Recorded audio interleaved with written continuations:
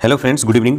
अभी तक हम एडिटेरिया के 2 प्रैक्टिस सेट को सॉल्व कर चुके हैं। आज की इस वीडियो में हम लोग एडिटेरिया के तीसरे प्रैक्टिस सेट को सॉल्व करने वाले हैं। तो चलिए स्टार्ट करते हैं। सबसे पहला प्रश्न है, बिक्री कर यानी सेल टैक्स के स्थान पर वैल्यू एडेड टैक्स मूल्य वृद्धि कर को भारत में कब लागू किया गया? तो 1 अप्रैल 2005 को सर्वप्रथम हरियाणा राज्य के द्वारा जो वैट सिस्टम को लागू किया गया और सबसे अंतिम में यूपी यानी उत्तर प्रदेश के द्वारा जो है अपने यहाँ वैट यानी वैल्यू एडेड टैक्स को लागू किया गया। दूसरा प्रश्न कह रहा है कि मनरेगा योजना के अंतर्गत काम की अर्जी मिलने पर कितने दिनों के भीतर काम को देना अनिवार्य हो जाता है?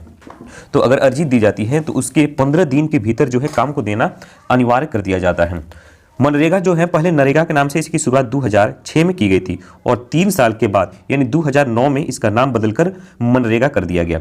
ठीक है। तीसरा प्रश्न कह रहा है कि हरित क्रांति शब्द को किसके द्वारा दिया गया है? यहाँ पे जनक की बात नहीं पूछी जा रही है, शब्द देने की बात कही जा रही है। तो विलियम गॉड के द्वारा जो है हरित क्रांति शब्द दिया गया, जबकि नॉर्मन बोरलॉग को विश्व में हरित क्रांति का जनक माना जाता है। वही MS स्वामीनाथन को भारत में हरित क्रांति का जनक माना जाता है। चौथा प्रश्न है, अर्थव्यवस्था के दृष्टिकोण से वन तथा मत्स्य, ठीक है, फॉरेस्ट और फिशरी जो है किस क्षेत्र के अंतर्गत आते हैं? तो फॉरेस्ट पूछे, मत्स्य पूछे या कृषि पूछे, ये कुछ इंपॉर्टेंट सेक्टर हैं जो प्राइमरी सेक्टर यानी प्राथमिक क्षेत्र के अंतर्गत आते हैं। वही विनिर्माण, खनन एवं खादान इत्यादि ऐसे सेक्टर हैं जो द्वितीय क्षेत्र के अंतर्गत आते हैं। संचार, परिवहन, व्यापार या बैंकिंग, ये सब जो सेवाएं हैं ये तृतीय क्षेत्र के अंतर्गत आती हैं। पांचवा है, भारतीय लघु उद्योग विकास bank SIDBI small industrial development bank of India, इसका मुख्यालय कहाँ पे स्थित है? तो इसका मुख्यालय दोस्तों यूपी की राजधानी लखनऊ में स्थित है। 2 अप्रैल 1990 को इसकी स्थापना की जाती है। छठा है, मोलेम राष्ट्रीय उद्यान किस राज्य में स्थित है? तो मोलेम और महावीर राष्ट्रीय उद्यान ये दोनों इंपॉर्टेंट राष्ट्रीय उद्यान जो है गोवा राज्य में स्थित है। ऑप्शन डी इसका राइट आंसर हो जाएगा। सातवां है, निम्न में से कौन इकोसिस्टम का एबायोटिक यानी अजैविक घटक है? तो यहाँ पे जल और वायु इनमें से 2 जो हैं ये इकोसिस्टम के अजैविक घटक हैं। इसके अलावे मृदा भी जो है यह अजैविक घटक के अंतर्गत ही आता है। लेकिन मनुष्य पूछ ले या जीवाणु पूछ ले या क्लोरेला जो पौधा है उसके बारे में पूछ ले तो ये क्या है, बायोटिक कंपोनेंट्स के अंतर्गत आते हैं। ठीक है, तो इसका राइट आंसर क्या हो जाएगा, 1 और 2। ठीक है, इकोसिस्टम के ये अजैविक एबायोटिक कंपोनेंट्स हैं। चलिए 8वें प्रश्न पे आते हैं। 8वां प्रश्न यहाँ पे है, निम्न में से कौन जो है यह दुर्लभ प्रजातियों के अंतर्गत आते हैं? ठीक है, तो शुतुरमुर्ग और हिम चीता ये 2 जो हैं वर्तमान में रेयर स्पेसीज यानी दुर्लभ प्रजातियों के अंतर्गत आएंगे। ऑप्शन सी इसका राइट आंसर हो जाएगा। वही कस्तूरी मृग और ग्रेट इंडियन बस्टर्ड ये जो है संकटग्रस्त जातियों के अंतर्गत आने वाले जीव हैं। 9वां है, विश्व ओजोन दिवस प्रति वर्ष कब मनाया जाता है? तो प्रत्येक वर्ष जो है 16 सितंबर को विश्व ओजोन दिवस मनाया जाता है और 2020 में इसका थीम रखा गया था ozone for life, 35 years of ozone layer protection. Next question है, किस वर्ष अंतरिक्ष आयोग एवं अंतरिक्ष विभाग की स्थापना की गई थी? तो अंतरिक्ष आयोग एवं अंतरिक्ष विभाग की स्थापना 1972 में की गई थी। अगर अंतरिक्ष कार्यक्रम की शुरुआत की बात पूछे तो इसके 10 साल पहले यानी 1962 में ही अंतरिक्ष कार्यक्रम की शुरुआत हो चुकी थी। 1969 में इसरो की स्थापना की जाती है। ठीक है, इंडियन स्पेस रिसर्च ऑर्गेनाइजेशन, जिसका मुख्यालय बेंगलुरु में स्थित है। वही DRDO की बात की जाए तो 1958 में इसकी स्थापना की जाती है और न्यू दिल्ली में इसका हेडक्वार्टर स्थित है। अगला है, DNA में पाई जाने वाली जो शर्करा होती है वह क्या होती है? तो DNA में जो शर्करा पाई जाती है उसे हेक्सोन के नाम से जाना जाता है। वही RNA में जो पाई जाती है उसे पेंटोज के नाम से जाना जाता है। 12वां प्रश्न है, गोल कृमि एक मानव परजीवी है जो सामान्यतः कहाँ पे पाया जाता है? तो मानव के क्षुद्रांत में जो है राउंड वॉर्म यानी गोल कृमि पाया जाता है। ऑप्शन सी इसका राइट आंसर हो जाएगा। चलिए 13वां प्रश्न है, टेटनस जो है यह किसके कारण होता है? तो जो टेटनस है यह क्लोस्ट्रीडियम बैक्टीरिया के कारण होता है। ऑप्शन ए इसका राइट आंसर हो जाएगा और इसके उपचार के लिए DPT का टीका दिया जाता है। चलिए 14वां प्रश्न है, कौन सा विटामिन हमारे शरीर में सबसे अधिक तीव्रता से बनता है? तो हमारे शरीर में सबसे अधिक जो तीव्रता से बनता है उस विटामिन का नाम है विटामिन D, जिसका केमिकल नेम है कैल्सीफेरॉल और जो सामान्यतः हमें सूर्य की रोशनी से प्राप्त होता है। चलिए 15वें प्रश्न में आते हैं। 15वां प्रश्न कह रहा है कि बिना बीज के फलों को विकसित करने की जो विधि है उसे क्या कहा जाता है? तो इस विधि को कहा जाता है दोस्तों टिश्यू कल्चर। Option D. 16वां, प्रकाश संश्लेषण के समय जो ऑक्सीजन मुक्त होता है वह ऑक्सीजन कहां से टूटकर आता है?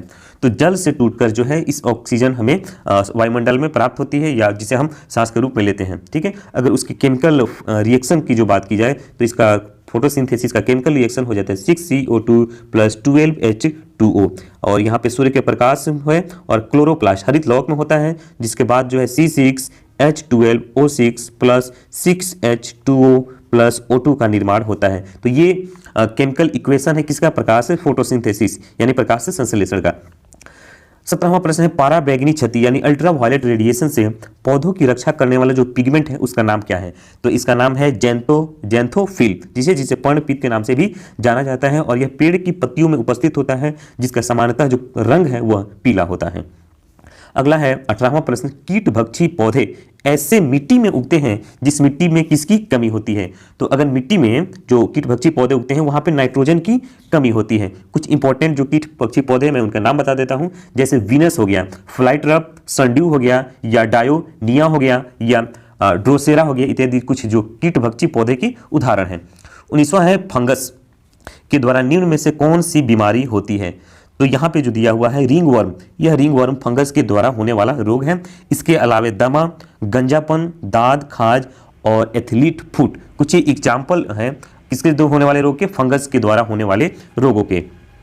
चलिए 20वां प्रश्न है 8वीं कक्षा का अभिन्यास किससे नियंत्रित होता है? तो 8वीं कक्षा का जो अभिन्यास है यह चुंबकीय क्वांटम संख्या से नियंत्रित होता है।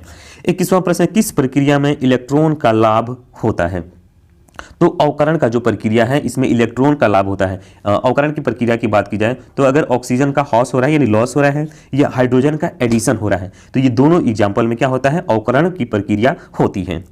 22वां है धातुओं का गुण जिसके कारण उन्हें पीट कर सीट के रूप में यानी एक चादर के रूप में परिवर्तित कर दिया जाए तो उसे क्या कहा जाता है? तो अगर चादर के रूप में पीट कर परिवर्तित कर दिया जाता है तो इसे आघातवर्धनीयता कहा जाता है, और अगर तार के रूप में परिवर्तित किया जाए तो इसे तन्यता के नाम से जाना जाता है।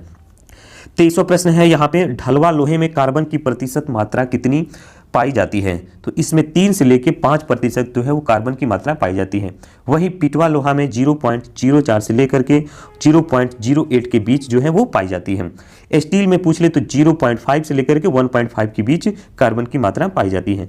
23वां प्रश्न हमारा कंप्लीट हुआ। 24वें प्रश्न पे आते हैं। 24वां प्रश्न है गैस तापमापी द्रव तापमापी की तुलना में ज्यादा संवेदी होते हैं, क्योंकि गैस जो है तो गैस का जो प्रसार गुणांक होता है वह द्रव से क्या होता है? अधिक होता है। इसी के चलते गैस तापमापी जो है द्रव तापमापी की तुलना में ज्यादा संवेदी होते हैं। 25वां प्रश्न है यहाँ पे 0 डिग्री सेल्सियस पर जल और बर्फ क्रिस्टल साम्य अवस्था में होते हैं। जब इस प्रणाली पर दाब प्रयुक्त किया जाता है तब इस पर क्या प्रभाव पड़ता है? तो आपको बता दें कि इस पर कोई भी प्रभाव नहीं पड़ता है, ठीक है, कि जल एवं बर्फ पर कोई भी प्रभाव नहीं पड़ता है। 26वां प्रश्न है यहाँ पे निम्न में से किसका प्रयोग नोदक या रॉकेट में ईंधन के रूप में किया जाता है? तो ईंधन में जो है रॉकेट में ईंधन के रूप में द्रव हाइड्रोजन और द्रव ऑक्सीजन का प्रयोग किया जाता है। 27वां है न्यूक्लियर त्रिज्या को अभिव्यक्त करने वाला सबसे उपयुक्त यूनिट क्या होता है? तो न्यूक्लियर त्रिज्या को उपयुक्त करने के लिए फर्मी का प्रयोग किया जाता है। वही जो परमाणु त्रिज्या है इसका यूनिट बताने के लिए एंगस्ट्रम का प्रयोग किया जाता है। 28वां है कौन सी अक्रिय गैस जो है कंपाउंड यानी यौगिक का निर्माण कर सकती है? तो दोस्तों जिनोन जो है एक इनर्ट गैस है और इनर्ट गैस होते हुए भी यह कंपाउंड यौगिक बना सकती है। सामान्यतः जो है यह ऑक्सीजन और फ्लोरीन के साथ कंपाउंड बनाने का कार्य करती है। 29वां है दो निकायों के बीच ऊष्मा के प्रवाह की जो दिशा है वह किस पर निर्भर करती है? तो यह जो है ऊष्मा के उसके तापमान पर निर्भर करती है, क्योंकि ऊष्मा का स्थानांतरण कब होता है? जब दो बॉडीज के बीच तापों का अंतर होता है, और जो टेम्परेचर का प्रवाह होता है वह हाई टेम्परेचर से लो टेम्परेचर की तरफ किया जाता है या होता है। 30वां प्रश्न है वायु की क्षैतिज गति से होने वाले ऊष्मा के अंतरण को क्या कहा जाता है? तो इसे अभिवहन के नाम से जाना जाता है। ऑप्शन ए इसका राइट आंसर हो जाएगा। 31वां प्रश्न है निम्न में से कौन सी प्रघटना यह निर्णय लेने में सहायक होती है कि प्रकाश जो है एक अनुप्रस्थ तरंग है? तो जो प्रकाश का ध्रुवीकरण का जो घटना है यह इससे जो है प्रकाश के अनुप्रस्थ होने की प्रवृत्ति हमें प्राप्त होती है, जबकि जो साउंड है यह कैसा तरंग है? एक अनुदैर्ध्य तरंग है। चलिए 32वां प्रश्न पे आते हैं। कह रहा है कि जब किसी तालाब के शांत जल में पत्थर को फेंका जाता है तो तालाब में जल के पृष्ठ पर उठने वाली जो लहरें होती है वो किस प्रकार की होती हैं? तो इसके पृष्ठ पर जो लहरें उत्पन्न होगी वो अनुप्रस्थ और अनुदैर्ध्य दोनों प्रकार की होगी। ए और बी इसका राइट आंसर हो जाएगा। चलिए 33वां प्रश्न, किसी असंतुलित बल के द्वारा किसी पिंड में उत्पन्न त्वरण किसके जो है बराबर होते हैं? तो यह जो है बल के अनुक्रमानुपाती के बराबर होता है। 34वां है विद्युत चालकता की यूनिट क्या होती है? तो विद्युत चालकता की यूनिट होती है महो। ऑप्शन सी इसका राइट आंसर हो जाएगा। चलिए 35वें प्रश्न पे आते हैं। 35वां प्रश्न है यह हमारा, टेलीफोन लाइन में जो धारा बहती है वह कौन सी धारा होती है? तो जो टेलीफोन लाइन में धारा बहती है वह होती है विद्युत ऊर्जा, इलेक्ट्रिक एनर्जी। 36वां, किसी भौगोलिक क्षेत्र को अनुसूचित क्षेत्र घोषित करने का जो संवैधानिक अधिकार है वह किसके पास है? तो किसी क्षेत्र को अनुसूचित क्षेत्र घोषित करने का जो संवैधानिक अधिकार है वह राष्ट्रपति के पास होता है। जो हमारे संविधान की जो 5वीं अनुसूची है उसी में अनुसूचित क्षेत्रों में प्रशासन के बारे में वर्णन किया गया है, जबकि जो 6ठी अनुसूची है इसमें AMTM यानी असम, मेघालय, त्रिपुरा और मिजोरम के अनुसूचित क्षेत्रों में प्रशासन के बारे में वर्णन किया गया है।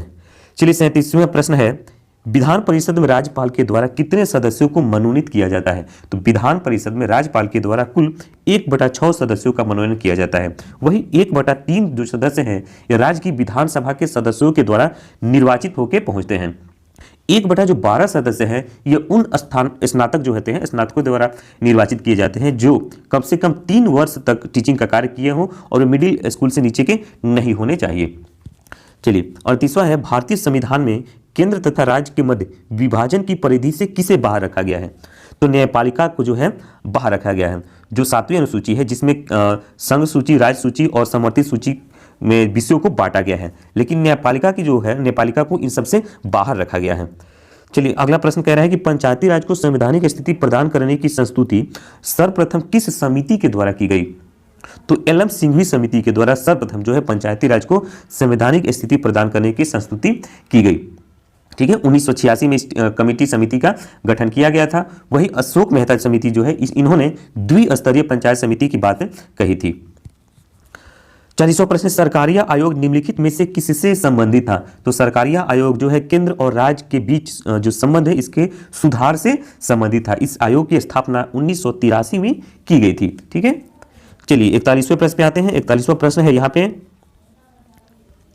हाँ, निम्न में से कौन सा भारतीय संविधान का जो है एक मौलिक कर्तव्य नहीं है? तो राष्ट्रीय महत्व के स्मारकों की रक्षा करना यह मौलिक कर्तव्य के अंतर्गत नहीं आता है, जबकि यह जो है राज्य की नीति निर्देशक तत्व के अंतर्गत आता है जिसका वर्णन संविधान के अनुच्छेद 49 में किया गया है। और आप सभी जानते हैं 36 से 51 के बीच जो है राज्य के नीति निर्देशक तत्वों के बारे में वर्णन किया गया है, जिसे शॉर्ट फॉर्म में DPSP के नाम से जाना जाता है। और ये DPSP कहाँ से लिया गया है? आयरलैंड के संविधान से लिया गया है। चलिए 42वां प्रश्न है, प्रत्येक संसदीय प्रणाली में संसद की बैठकों में प्रश्नों के लिए अलग से समय निर्धारण किया जाता है, इसे क्या कहा जाता है? तो इसे प्रश्न उत्तर काल के नाम से जाना जाता है। और यह जो समय है सामान्यतः बैठक के प्रारंभ होने से 1 घंटे तक का समय होता है। 43वां है, निम्न में से कौन सा भारतीय संविधान का जो अनुच्छेद है सार्वजनिक सेवाओं में अवसर की समानता को प्रदर्शित करता है? तो अनुच्छेद 16 जो है लोक नियोजन में अवसर की समानता को वर्णित करता है। अनुच्छेद 14 की बात की जाए तो यह विधि के समक्ष समानता यानी इक्वलिटी बिफोर द लॉ को वर्णित करता है। वही अनुच्छेद 15 कहता है कि धर्म, जाति, लिंग या जन्म के स्थान पर किसी भी प्रकार का भेदभाव नहीं होना चाहिए। अनुच्छेद 19 स्वतंत्रता के अधिकार को वर्णित करता है। चलिए 44वां है, राज्यसभा के विषय में कौन सा कथन जो है सही है? यह एक अस्थायी सदन है, आप सभी जानते हैं, बिल्कुल सही है। दूसरा कह रहा है कि इसकी अवधि 6 वर्ष होती है, यह स्टेटमेंट गलत है क्योंकि राज्यसभा की अवधि 6 वर्ष नहीं होती है, इसके सदस्यों की अवधि 6 वर्ष होती है। तीसरा है 1/3 सदस्य प्रति दूसरे वर्ष सेवानिवृत्त हो जाते हैं, बिल्कुल सही है, यानी 1 और 3 जो है यहाँ पे सही है, इसे विघटित नहीं किया जा सकता है, यह भी सही है, यानी 1, 3 और 4। ठीक है, तो डी यहाँ पे राइट आंसर हो जाएगा।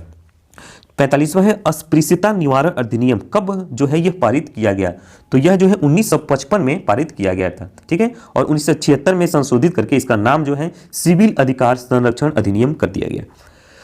चलिए 46वां यहाँ पे प्रश्न कह रहा है कि किस संसदीय समिति का नाम जो है आकलन समिति या अस्थायी मितव्ययता समिति भी है? तो दोस्तों जो प्राकलन समिति है इसका नाम आकलन समिति या स्थायी मितव्ययता समिति भी कहा जाता है। इसमें कुल 30 सदस्य होते हैं, ये जो कमेटी होती है कुल 30 सदस्यों की होती है और ये 30 सदस्य जो है लोकसभा से चुन के मतलब लोकसभा के सदस्य होते हैं। ठीक है, वही जो लोक लेखा समिति होती है उसमें कुल जो है 22 सदस्य होते हैं। ठीक है, लोकसभा और राज्यसभा दोनों से चुन के आते हैं, लेकिन इसमें केवल 30 सदस्य होते हैं और 30 जो है लोकसभा के सदस्य होते हैं। 47वें, पर्वतीय स्लोपों पर मृदा अपरदन मृदा अपरदन को किस प्रकार नियंत्रित किया जा सकता है? तो इसको नियंत्रित करने जो सबसे उपयुक्त विधि है, ठीक है, वो समोच्च रेखीय जुताई है। हालांकि अगर एक से अधिक रहता तो यहाँ पे वन रोपण भी हो जाता, सोपान कृषि भी हो जाता, ठीक है, लेकिन चूंकि 4 ऑप्शन है यहाँ पे तो जो उपयुक्त होगा वो होगा समोच्च रेखीय जुताई। 48वां, निम्न में से किस वैज्ञानिक ने यह बताया कि सूर्य के चारों ओर प्रत्येक नक्षत्र का मार्ग जो है वह दीर्घ वृत्ताकार है? तो यह जो है केपलर के द्वारा बताया गया था, ठीक है, केपलर के द्वारा यह बात को बताया गया। उन्होंने ही कहा कि जो है सूर्य के चारों ओर प्रत्येक नक्षत्र का जो मार्ग है वह दीर्घ वृत्ताकार होता है। 49वां प्रश्न है, हम सदैव चंद्रमा के एक ही पृष्ठ को देखते हैं, इसका कारण क्या है? तो इसका कारण है यह पृथ्वी के चक्कर लगाने और अपनी धुरी पर घूमने में एक समान समय लेता है। दोस्तों, चंद्रमा जो है पृथ्वी की परिक्रमा करने में 27 दिन और 8 घंटे का समय लेता है और अपने अक्ष पर भी घूमने में इतना ही समय लेता है। यही कारण है कि हम चंद्रमा के एक ही पृष्ठ को देख पाते हैं। 50वां प्रश्न है, भूमध्य रेखा निम्नलिखित में से किस देश से होकर नहीं गुजरती है? तो भूमध्य रेखा जो है यहाँ मैक्सिको से होकर नहीं गुजरती है। कुछ जो इंपॉर्टेंट देश है मैं बता दे रहा हूँ जहाँ से होकर भूमध्य रेखा गुजरती है। उसमें कांगो आ जाता है, केन्या आ जाता है, इंडोनेशिया आ जाता है, ब्राजील आ जाता है, सोमालिया है, कोलंबिया है तथा मालदीव। इन देशों से क्या है भूमध्य रेखा गुजरती है।